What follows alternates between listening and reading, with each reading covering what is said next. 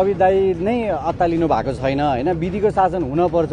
कहीँ कतै गलत देखिएको छ भनेदेखि त्यसमा चाहिँ ट्रायलमा जाने आँट गर्नुपर्छ जो कसैले पनि हैन। सरकारले प्रतिशोध साधेको भनिएको छ, यस्तो के लाग्छ तपाईलाई? एक्ज्याक्टली पुरानो सरकारले यदि प्रतिशोध साधेको हो भने पनि नयाँ सरकार आछ, हामी त अहिले आशा गर्ने ठाउँ छ नि त हैन। नेपालै जोगाउनु पर्ने अवस्था भयो भने त म मात्र हैन तपाईँहरू पनि आउनुहुन्छ होला। अभिनेताबाट नेता बन्दै गर्दाखेरि चाहिँ रासोपामै आउनुहुन्छ, रवि लामिछानेसँगै आउनुहुन्छ।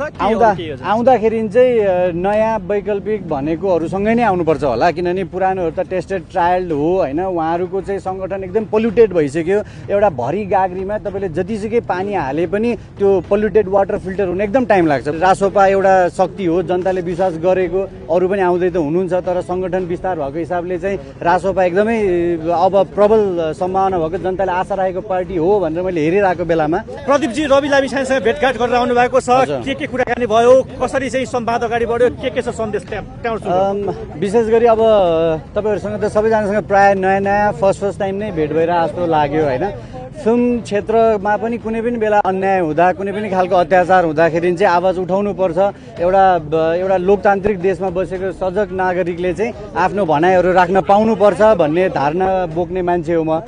त्यही क्रममा हाम्रो पत्रकार हाम्रो अनुप भट्टराईजी हुनुहुन्छ, उहाँको रवि दाईसँग हिजो एउटा भेटघाट हुँदाखेरि चाहिँ मलाई सम्झिनु भएको रहेछ। मैले पनि एउटा व्यक्तिमाथि चाहिँ पुरानो सरकारले एकदमै कुदृष्टि नै राखेर नै कार्य गरेर हो कि जस्तो मनमा चाहिँ परिरहेको थियो नितान्त हाम्रो जनताहरूलाई भए जस्तै। र नयाँ सरकार आएपछि चाहिँ न्याय पाइन्छ होला भन्ने लागिरहेको थियो। तर अब यो विगत 3 महिनाको प्रगति हेर्दा ओर्दा चाहिँ किन भइरहेको छैन? अब 3 महिनामा चुनाव छ, नयाँ शक्ति भने पनि जे भने पनि रासोपा एउटा शक्ति हो, जनताले विश्वास गरेको, अरू पनि आउँदै त हुनुहुन्छ, तर सङ्गठन विस्तार भएको हिसाबले चाहिँ रासोपा एकदमै अब प्रबल सम्भावना भएको, जनताले आशा राखेको पार्टी हो भनेर मैले हेरिरहेको बेलामा 3 महिनाको प्रगति हेर्दाखेरि चाहिँ म अलिक चिन्तित थिएँ। अब कस्तो हुन्छ भने अब रिसेन्टली हाम्रा धेरै कलाकारहरू विदेश गइराख्नु पर्ने भएको छ। नजस कलाकार, हाम्रो जनता नै विदेशी पलायन हुनुपर्ने आवश्यकता छ नि त होइन। कहीँ मलाई पनि दिमागमा आउँछ अब यो देश बस्न लायक छैन कि बाहिर जाने हो कि भनेर।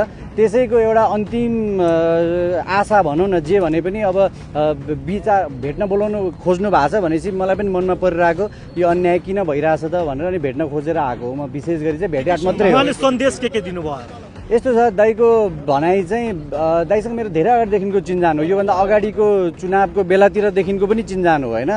मैले गोपीकृष्णको फिल्म गर्दाखेरि निकिता दिदीहरू निरक दाईहरूसँगदेखिको चिन्जान हो त्यो बेलादेखिको। उहाँको भनाइ चाहिँ तपाईँको कार्य जे छ, म अहिले जुन कमिटमेन्टहरू छ त्यस्तो कमिटमेन्टहरूमा प्रब्लम हुँदैन भने ओपनली आउनुहोस्, तपाईँ च्यालेन्ज एक्सेप्ट गर्ने मान्छे नै हो जस्तो लाग्छ, तपाईँ खुला मैदानमा आउनुहोस् भन्ने उहाँको